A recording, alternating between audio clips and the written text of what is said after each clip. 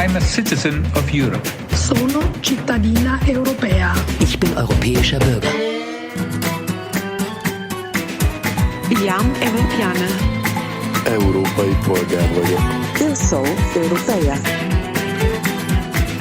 Jag är en medborgare i Europa. Ja sam europeanka. Yo soy ciudadana del continente europeo. Jestem Europejczykiem. Sunt european. Sunt cetățean al Europei. Ja graștancă Europei. Ja româneancă Europei. Sunt european. Moi, je suis un citoyen européen. Hello everyone, welcome to European Citizen Radio, Voices Beyond Brussels. Today I'm speaking with Dr. Omid Azadi. He is an Iranian citizen, widely traveled and broadly educated as a citizen of the world. He studied in Europe and lived in Göttingen underneath the Gauss Tower. Now Dr. Azadi is professor at the Hunan Normal University in Changsha, Hunan province. I meet him here in his office at the university, which is nested between the foot of the Yuelu mountain and the mighty Xiang River on the west bank of this southern Chinese metropolis, a city of 10 million people. Just next door, the Yuelu Academy is located, which is among the oldest academic institutions in the world. Meeting him here is not a coincidence, because Dr. Azadi's specialty is the history of sciences, ideas, and institutions. So I'm very glad that we have this opportunity to chat. It's a pleasure. Thanks for having me. Would you please just introduce yourself by explaining something about your academic journey that brought you through many, many different places, all the way to southern China, please? Sure. So I did my undergraduate degree in English language and literature at a small Iranian university. When I graduated, in order to continue my studies, I was interested in literary studies, but not national literary studies. So I didn't want to do only English language and literature. And the reason is that we read a lot of world literature in translation, like German literature, Russian literature, French literature. And it was important to do something that would give a broader access to the literatures of the world. And at the time, I applied to several universities. For instance, in North America, many departments of English had admitted me, but I didn't want to do only English. Can you mention what time that was? That was in 2004, 2003. Okay, so almost 20 years ago. 20 years ago, right. Wow. In Europe, a similar situation existed. For instance, in Switzerland, they had a program in literary studies, but then the precondition was to do 1 year of intensive German before you continue, and then I had to write my thesis in German. I couldn't write. I knew no German at the time, so that seemed like relearning everything I had done in order to be able to write a thesis. But it is in Belgium, at the University of Leuven. They were offering an MA program in literary studies, no linguistic preconditions other than having enough English to study and write a thesis with. And that's where I went. I went to Belgium, University of Leuven, and did my master in literary studies. And did you learn any German at that time? I hadn't learned any German at the time, but while I lived in Leuven, I learned a little bit of Dutch, Flemish Dutch, and I also learned French a few years later because I did my PhD in comparative literature at the time. And so I was very happy with the choice because I studied literary theory and I did literary studies with reference to all European languages and literatures. So it wasn't just dominated by English or British literature or French literature. There were references to like German romanticists as well and modern German literature, French literature and French theory, as well as what I was mostly engaged in research-wise, the British novel and the rise of the novel in Britain, because I was comparing that with the history of the Persian novel. So that's where I studied. After my PhD, I worked in Hong Kong as a visiting assistant professor at the City University of Hong Kong. And there I was more and more drawn to the idea of world literature. So to rephrase my question about the Persian novel as the global mobility of the novel, no longer about, and it wasn't a national question, but it was about ideas moving from language to language, from region to region, and from time to time. So that means you went from Iran, which is already a kind of multicultural place, to Western Europe, which is also a multicultural place of a totally different denomination. Then you crossed Eurasia to end up in Hong Kong, which is a Southeast Asian English kind of denomination culturally. Exactly. And then what happened then to you? So then I worked in Hong Kong, and it was a very fruitful period for me for a year and a half. And that's where I realized that many of the concepts that I had already studied through English and with reference to European history and cultural development, and they are specifically referring to one particular type of cultural evolution within the frame of A, capitalism, but B, the colonizing aspect of sorts, the colonizing side of capitalistic development.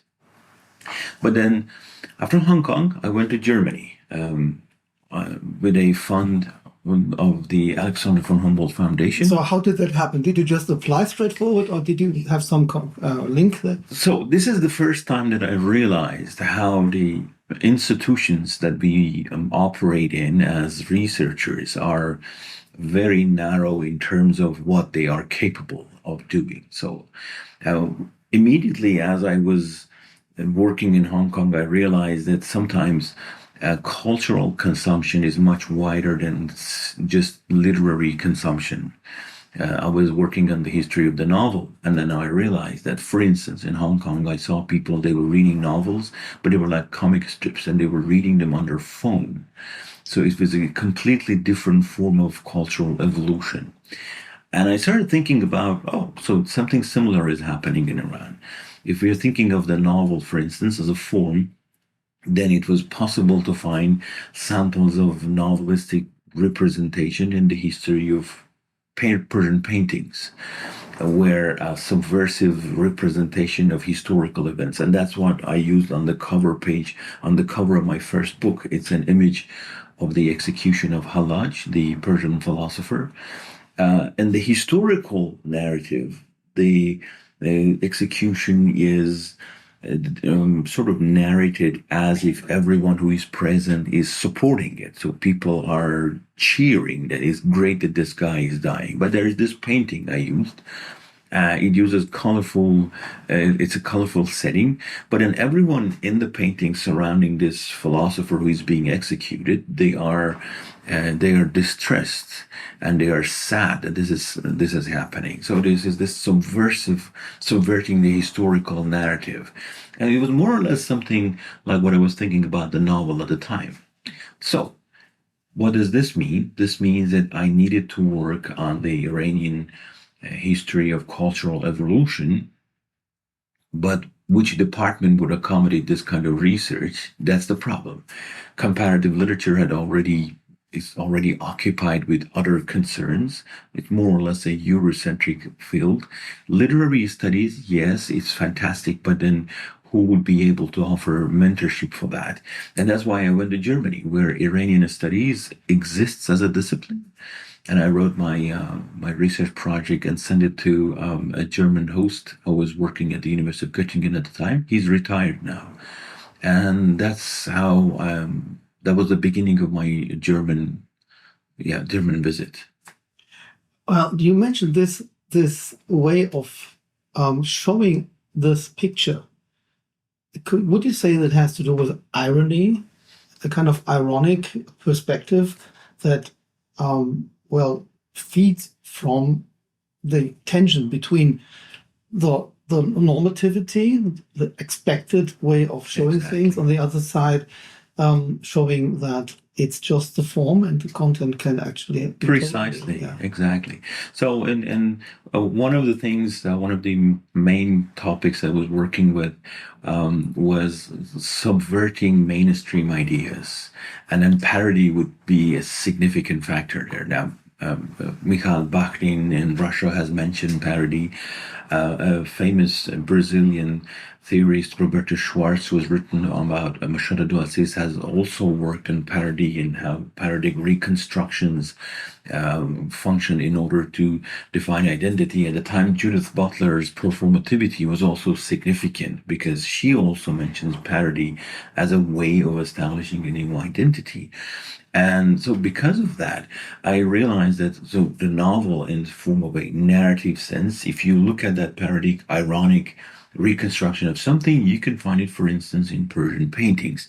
And then, which means that if you look at modern contemporary forms of cultural production, I realized that music videos, for instance, in Persian, they are carrying out a lot of the novelistic function of the novel in Britain, or cultural consumptions in various forms do the same thing. And that's why I changed my questions a little bit. I wanted to look at the field of cultural production, not just in terms of production, but also in terms of censorship and how various ironic, parodic reconstructions of certain discourses subvert the dominant ideology of the state. So when you talk about this picture again, and the way you use this as a scientific object, using irony in that sense, would you say that it requires a lot of education to see the irony or to experience the irony, or is it rather so that this particular form of using a picture will actually provide access for everybody to the message, but probably that education determines the way it's being then conceptualized in the discourse of the time?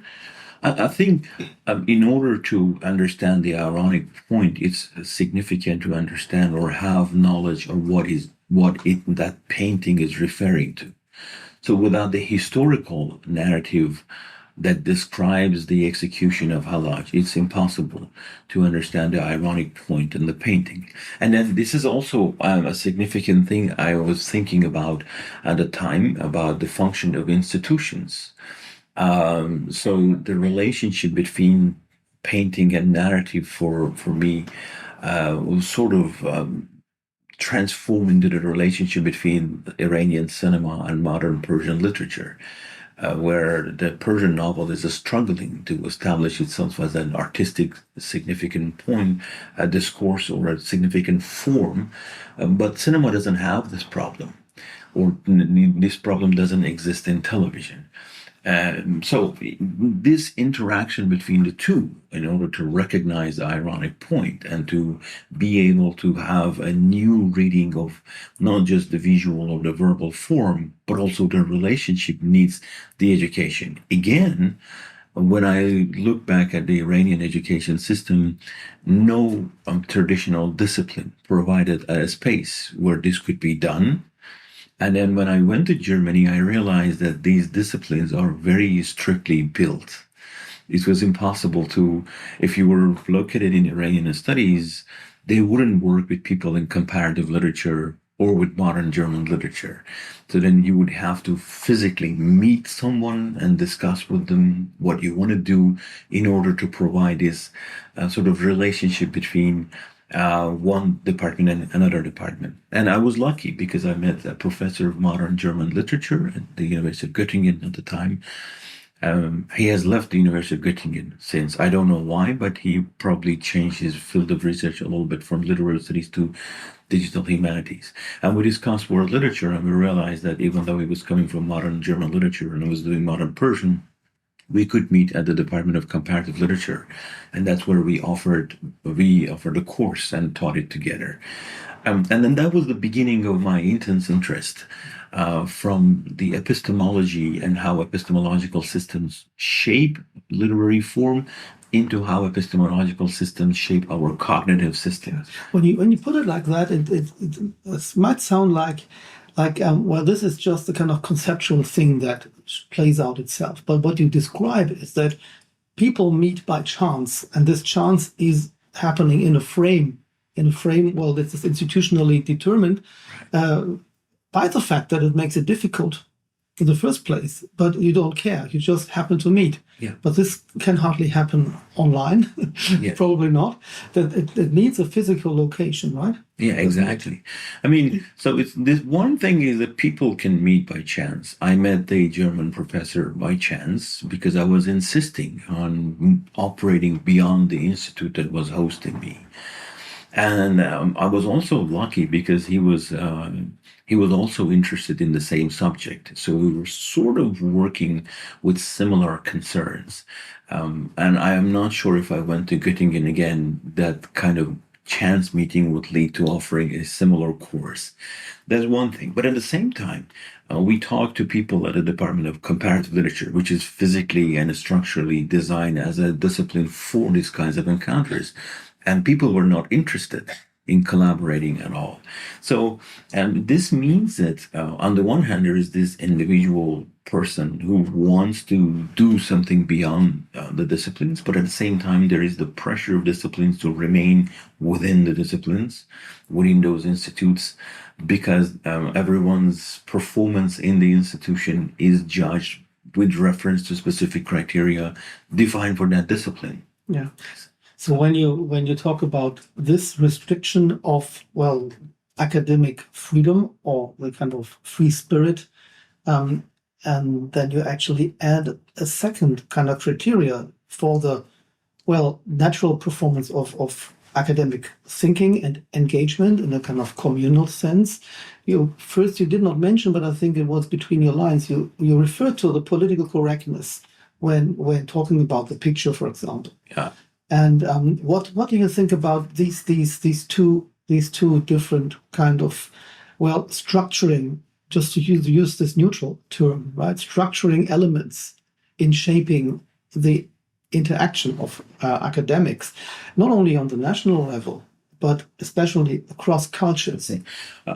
So my impression at the time was that universities has kind of become, instead of an open space where you could explore and move between disciplines, they had transformed into something like they would employ me and expect me to perform within those disciplines in order to publish and in order to help the ranking of the university. And that's why then I started thinking, if I went back to Iran and worked there, it would be possible to overcome this structural system where it's really difficult to deal with in context where, especially if a country is doing economically well, everyone is like, don't touch anything. This is just doing fantastic. So don't change anything because it's achieving what people think it's supposed to be achieving. So speaking of that political correctness, when I went back to Iran and I got a job at a major Iranian university, Shiraz University in South. When was that? That was in 2016. I joined the Department of English, and the first thing was that the curriculum in use there was the curriculum that they had been using for nearly 4 decades. So English literature was taught without ever connecting it to the broader European context. Whereas in the European context, for instance, there's this, because of the European Union, a transnational turn in the way that the literatures of Europe were conceived. But there I was expected to teach, for instance, the history of British literature only conceived as English, the history of England, nothing beyond that. They still don't have any courses, for instance, on the history of American literature, or courses specifically designed to teach post-colonial literatures, let alone, let's say, a little bit of knowledge of French literature or German literature, or then smaller languages in Europe, right? And then I worked there for 3 years, and I realized that what you see in Europe, and that's a structural thing, has already been exported to a place like Iran, and it's just copied. So then speaking about the discipline there is like talking about a religious thing, because it is imported by the European masters. It was developed, and now we will just keep repeating that, and we just have to learn how to operate within this structure. And that's when I realized that it was impossible to do this.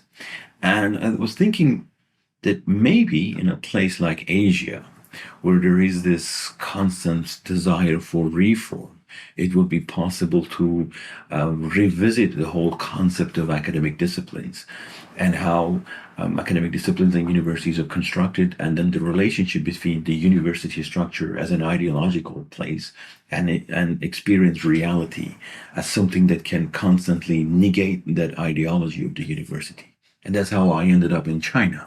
And Hunan Normal University, luckily, there has been a lot of efforts going on in order to build disciplines, to see how to transform disciplines that were historically imported, but then to make them relevant to what is happening in real life, but also to what is happening in the country in terms of its development goals, but also in intellectual concerns. Now you have returned to China. This is a long journey that we just took. Fascinating journey, and it has so many facets that it would be wonderful to dig into many more of them into greater detail. But let's move on out of this academic box for a moment and talk about more general experiences that you can remember or you can think of when it comes to understanding and misunderstanding. When people from Iran and Germany, like we do, right? We meet here. Now, we don't share this predicament.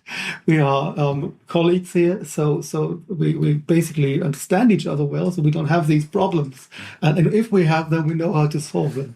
But what happens, according to your observation, when this takes place on a higher level of cultural, political, getting together? So I think, again, when we think of universities and the way they produce knowledge, there is this misconception about the impact of universities on every population at large. For instance, a lot of research has been done on the history of World War II, and then the Germany's coming to term with its own history in World War II and everything, right? But this does not mean that that history will be well understood in other places. One funny example, funny to some extent, but you can think of it in different ways as well. In 2006, the Iranian national football team was playing against the German national football team. And the spectators that are the Iranian average guy who would go to the stadium. And at the beginning, when they played the national anthem of the two teams, when the German national anthem was playing, the spectators were giving the Nazi salute. And this was... So you're saying the Hitler Gruß, right? Yeah. And this was not in a disrespectful way. They were doing it as a sign of respect for the German national team. So to that average person in the stadium, contemporary Germany is not separated from that history. As a matter of fact, it is respected because they think that history existed. The history of scientific development, the history of economic accomplishments, everything happening under the strong leadership of one party or one single person. And then also, you may notice that like the German national football team is perhaps the most popular national football team in Iran. So everything that they see happening on the football pitch is connected to that history. So there is this miscommunication of, on the one hand, a history that is very well studied and contemporary reality to the average guy in Iran that creates this kind of misunderstanding. And I think this is mutual. Because when I went to the University of Göttingen, the first day I was asked to go to the Welcome Center. And there's this young woman working there.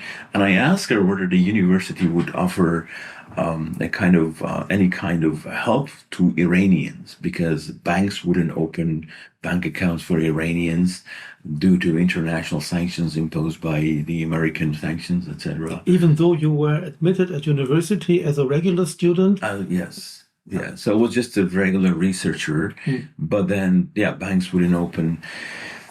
She said, "Oh yes, my boyfriend was also talking about this, because when I asked my boyfriend why this is the situation, I had already emailed her about this. So there I was looking for an answer, and her boyfriend had told her that yes, these are the smart people. We need to sanction them to control them in a way." So sounds like China today to me. Yeah, sort of. So the whole point being that universities are, because of these structures that have developed, are even failing to communicate very basic knowledge to the average audience.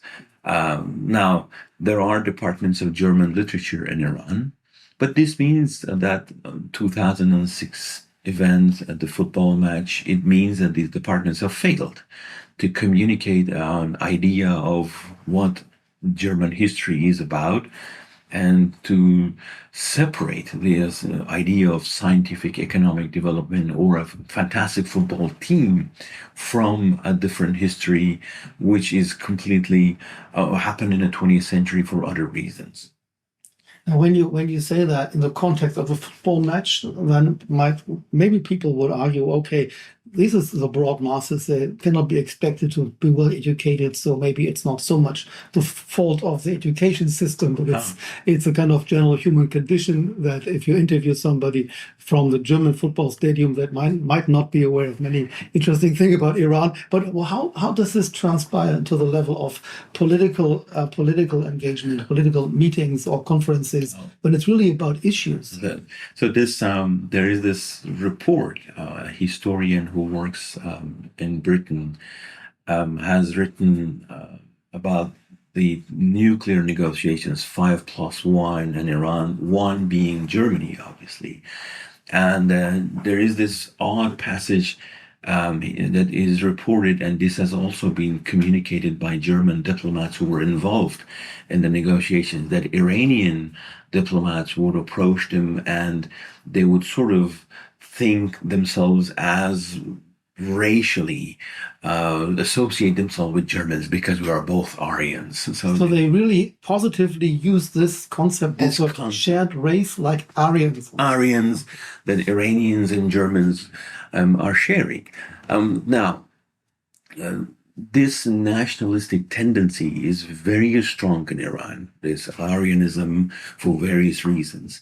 And then because of that, well, I'm not going to say it's only because of that, partly because of this idea, this understanding of the average Iranian person from their identity, that there's a lot of tendency to learn the German language or to immigrate to Germany, stay there, because they feel this sort of affinity, racial affinity. You may know that a few years ago there was a terrorist attack in Germany, and it turned out that an Iranian teenager is doing that, and he had attacked immigrants because he thought that the Aryan country is being ruined by immigrants. So this means that the whole idea of the discourse that is created at universities and the whole concept of critique is not really communicating itself. And I constantly blame the university structure for it. It's the failure of the university structure. It's not providing us with the knowledge that would help us develop more conscious societies that understand history better. But yeah, to me, when you describe it like that, it almost sounds like there's a wonderful recipe for total failure of cross-cultural communication and of cross-cultural collaboration. Yeah. Now we have this example of China just recently negotiating between Saudi Arabia and Iran the opening of new diplomatic relations. How did China do that? I mean, you have not been you have not been attending these meetings, but what is your take on that? I think, well, I'm not an expert on international relations, but there are a few factors in terms of language and culture that it's possible to learn from. One thing is that there was a report a few years ago that the majority of think tanks that work in Washington, D.C., and they offer advice to U.S. administrations, they don't have a single person who can read Persian sources. So you can imagine what kind of a foreign policy they would have if they are unable to read Persian sources and to communicate effectively. But the other thing is, and I have read this from various sources, that both Saudi Arabia and the Iranian statespeople, they were not interested in a Western or in an American mediation between them because of a history. On the Iranian side, it's obvious, but also Saudis were sort of pessimistic about Americans intervening there and mediating for. And then China here comes in as a reliable power, which doesn't have that colonial history, so they could mutually trust a power to sort of broker this peace. But how exactly it happens, or whether translators were involved in the process, or what languages did they use to negotiate all this peace, I have no knowledge of. You just mentioned that China could have played the role as a kind of neutral broker without a colonial past. Now, this, I don't know if this is your personal opinion, or if it's just a kind of shared common sentiment towards China that you would say is fair to describe as common sense in Iran, because I mean Iran is so close to China, geographically speaking, and there are many people who have no real idea about geopolitical kind of relationships and proportions and perspectives, and they might wonder what if this is not just Chinese propaganda saying, well, we don't have a colonial past, because we talk about the provinces that have been occupied by China and they have become Chinese after a while. And now, so there is a kind of murky field in terms of interpretation of, well, we would not call that colonialism, but we definitely could call it expansionism, or we could call it the source of international quarrels. Right? And so how can China then generate this or project this image successfully of being a neutral broker? I think there are multiple factors involved. And before saying that, speaking of images of other countries, even though the European Union exists as a one union with a foreign minister and people who manage the union and represent the union, there was a television series in the 80s. It's just about a decade after the Iranian Revolution, which is primarily against American imperialism. That was one of the pillars of the revolution. And on this television series, the French person is a friendly person. The German person, who is a German banker, he's a good person. So he's accused of, at first he's accused of having taken money from the bank, but then they say, no, he was actually working on that day. It's the British, the Russian, and the American people who are the bad guys in the whole series. Now, when you think of a similar situation today, China does not have that kind of reputation, whether as an expansionist power. But I'm not again saying that this is not for the average person, for statespeople. And the reason is that they would argue that in Iran's most difficult periods, or let's say the most difficult periods of the Islamic Republic, not Iran in general, the Chinese always offered a helping hand, whether it was in terms of, for instance, providing let's say, banking services, or even during the pandemic, they sold vaccines to Iran, and they helped a lot with the vaccination and masks, etc. So yeah, it's because of that this kind of trust has been built, at least at a political level. And because of this, Iranian statespeople would be ready to trust the Chinese side in order to let them broker that kind of peace. Now, if you think about, for instance, the nuclear negotiations, in terms of speaking about the role of the EU, Europeans were involved. And at one point, the banking international sanctions were put in place. Okay, that's what the Americans wanted.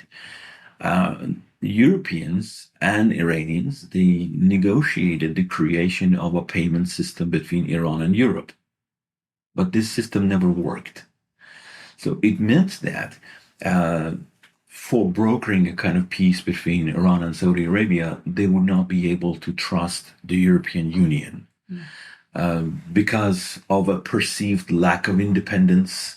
Let's say if that kind of peace was brokered, to what extent can Europe act independently of the United States? So what you're saying, even when perception or the experience really is that even when there is an effective agreement in place, Europeans are not strong enough to implement that, so that, for example, you as a young researcher in Göttingen will be able to open a bank account. That's and then, so again, from my personal experience, I went to the biggest bank in Germany, and they took my passport, and then the person who was there told me 20 minutes later that they don't open bank accounts for Iranians. But exactly at that time, that bank was money laundering for the Islamic Republic. So I, as an individual, also have added reason to be cynical of, on the one hand, an individual is rejected, while on the other hand, billions of dollars were sort of laundered for whatever purposes that the Iranian political system was working for. Yeah, that kind of perceived quote unquote weakness in terms of lack of political will to implement what Europe wants as an independent entity has had a major role in opening a space where China would now enter and broker a peace and would be able to guarantee that the peaceful terms will be able to proceed. And I think they have been able to do it, right? So just to confirm that point and talking about cynicism. So when you say when you talk about the role of China regarding Iran, Saudi Arabia, then it should be seen as a kind of a relative the expression of a relative trust in China compared with the total lack of trust towards any other major power. Because there the experience has been over decades, if not centuries, that there have been colonial interests or weakness or kind of maybe cynical double strategies or whatever kind of, non-trust building activities going on. So would that be a way to describe it? Yeah, exactly. I mean, if you look at various political forces that exist in Iran, so to describe how Europe might be perceived, for people involved with the administration of the Islamic Republic, Europe or the European Union is seen as an extension of the US without the political will to follow up on negotiations or conclusions, right? But then there is also even more to it. In the revolution or the movement, whatever you call it, the woman life freedom, that was, so there were lots of protests for about 6 months in Iran. And there were a lot of calls by various people in opposition figures calling for European support of the revolution. And there was even a huge rally held in Berlin. I think 150,000 people were there, and they were calling for the support of the European states to topple the Islamic Republic, right? even a number of people who were leading this movement at the time, they met with European politicians like Macron in France. 6 months later, now we see that Macron is holding phone conversations with the Iranian president, and they talk for a couple of hours about various things. Obviously, yes, he will just perhaps mention a number of things. I don't know what they talked about. So maybe human rights issues were mentioned, or the treatment of people who were arrested during the protests, or what was happening. But there is, again, cynicism on the side of opposition that the French or the Europeans only have an economic interest.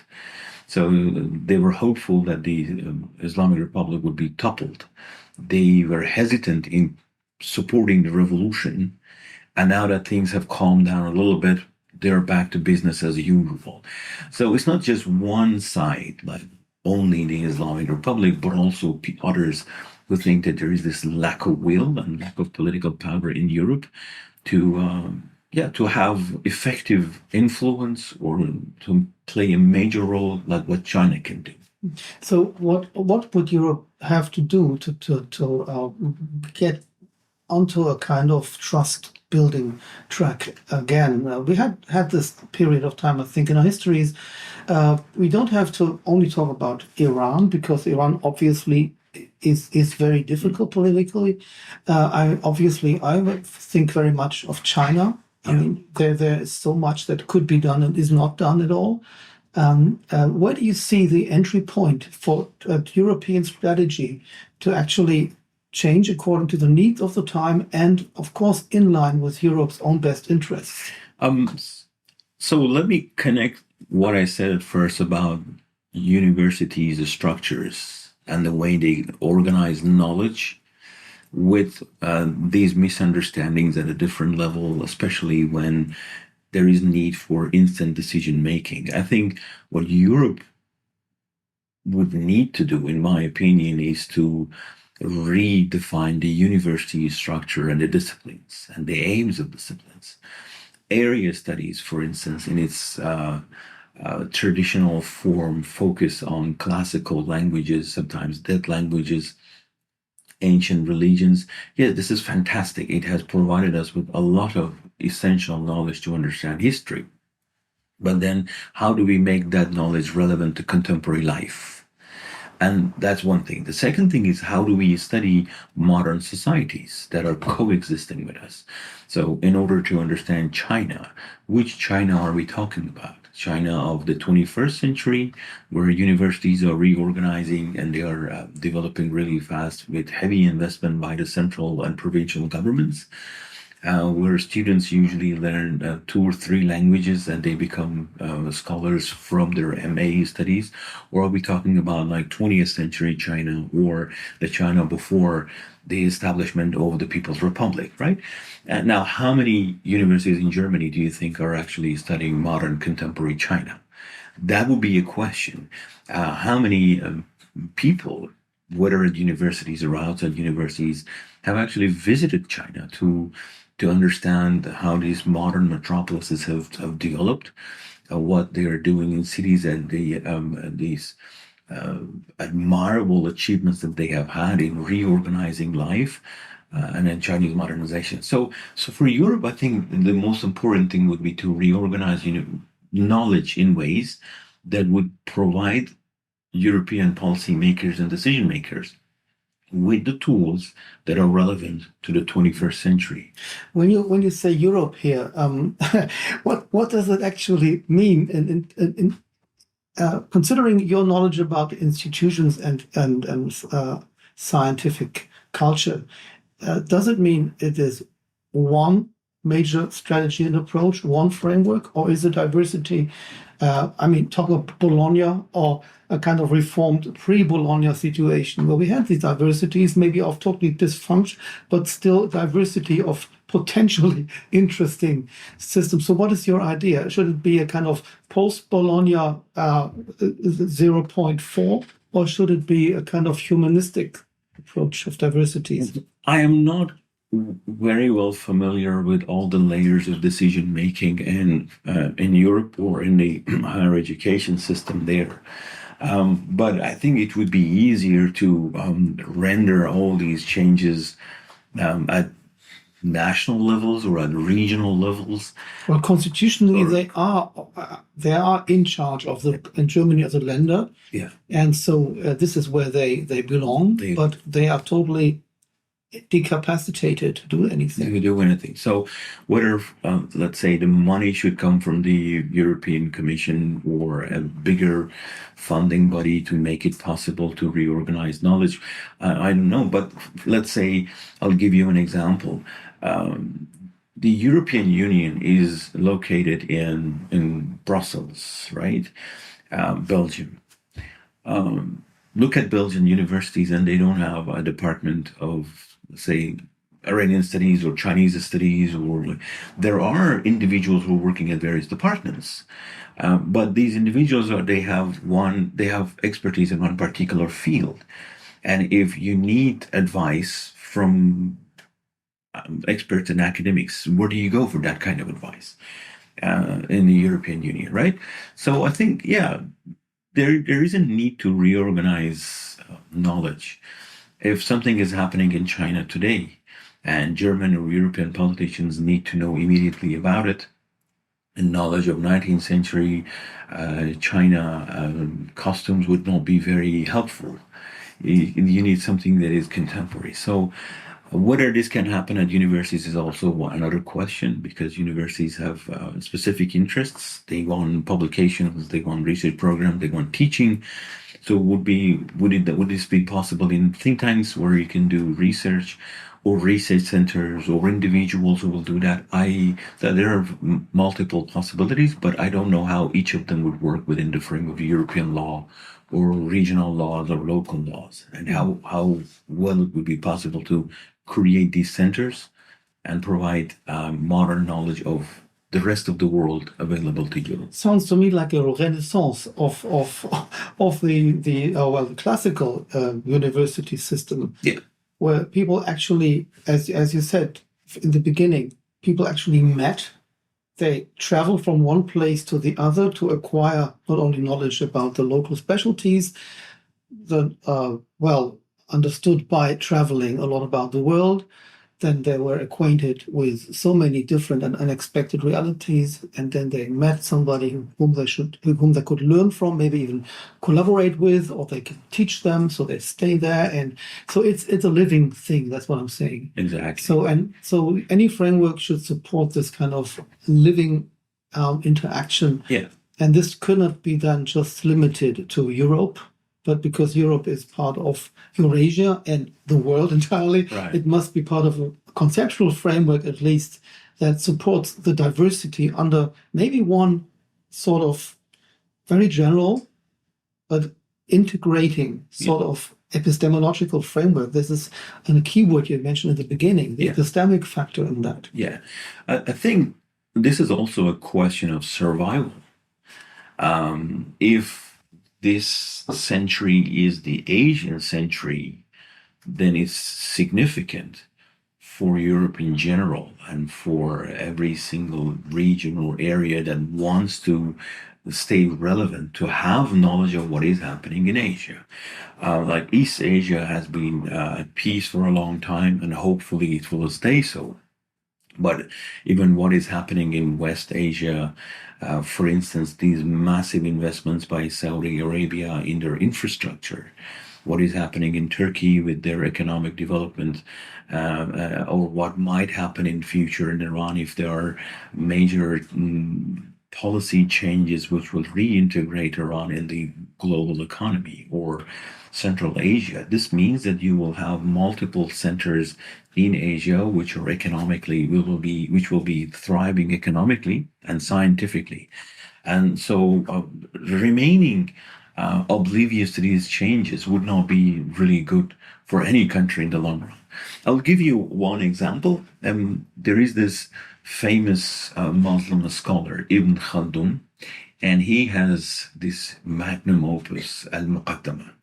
And in one chapter, he writes about the status of knowledge, and this is close to the end of the Islamic civilization as we know it in history, and the beginning of European Renaissance. And in this chapter, he complains about the status of knowledge and knowledge production. And he says that once someone writes a massive book, and then the second person would add a lot of notes to that, and a third person adds a lot of notes to the original book and the notes.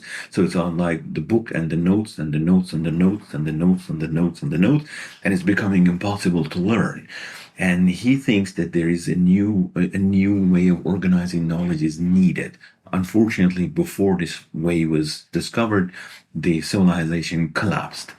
And now, Immanuel Wallerstein, the sociologist, he has also made similar complaints about the state of universities and what universities are doing. So he says that you have physics and chemistry, and then you have chemical physics or physical chemistry, and then papers and papers and papers. Without reorganizing knowledge in a way, this system at one point will collapse, because especially that we also need funding for it for universities and all the paperwork with that. So I think there is this parallel, and I hope that what is going to happen to the future of universities in Europe will be much better than what happened to institutions of higher learning in North Africa and Southern Europe at the time. I just hijack your wonderful narrative and say, well, you're arguing for a kind of rehabilitation of philosophy in the classical Kantian or whatever classical sense as the kind of crown of all sciences, just to provide a kind of conceptual orientation for epistemology in the first place. Now, I think we have to wrap it up, which is totally against my personal inclinations. But before we really close, I really want to ask you to, because we have been talking in English, right, which is a foreign language for both of us. Right. We're here in China. We did not say much in Chinese. We mentioned a few German words. You mentioned a few Arabic names and terms, but you didn't speak Farsi, which is your own language, right? So at the end, I would like to ask you to just formulate a wish. What do you personally wish from Europe? And just say it in Farsi. You don't even have to translate that. Just say it in Farsi, and everybody can translate from themselves. چیزی که فکر میکنم برای اروپا لازم هست الان انجام بده این هست که خودش رو قربانی اروپا محوری خودش نکنه و درهای نهادهای دانشش رو، دانشگاه ها رو به دنیا باز کنه تا یه رنسانس مجدد اروپایی بتونه اتفاق بیفته. Thank you, Dr. Azadi. It's very, very important to hear you speak in your own language, because it's not about words. It's not about the rational part only. It's about you as a person who has enabled the listeners to this radio program now of the European Citizen Radio to really get a feeling of the quality, the tonality, just a short glimpse into the diversity, difference, and value and richness of the cultural diversity of human culture. So thank you very much, not only for this, but also for your patience and your time and for your openness. It's a pleasure. And I hope that we will be able, as a platform, to continue to offer such kind of insights from many more regions all over the world, so that your wish also might come true someday. Thank you very much. Thank you very much. Thanks. I'm a citizen of Europe. Sono cittadina europea. Ich bin europäischer Bürger. Iam europeană. Európai polgár vagyok. Eu sou europeia. Jag är en medborgare i Europa. Ja sam europeanka. Yo soy ciudadana del continente europeo. Jestem Europejczykiem. Esu europieter. Sunt cetățean al Europei. Ja graștancă Европы. Я громадянка Європи. Esu europieter. Moi, je suis un citoyen européen.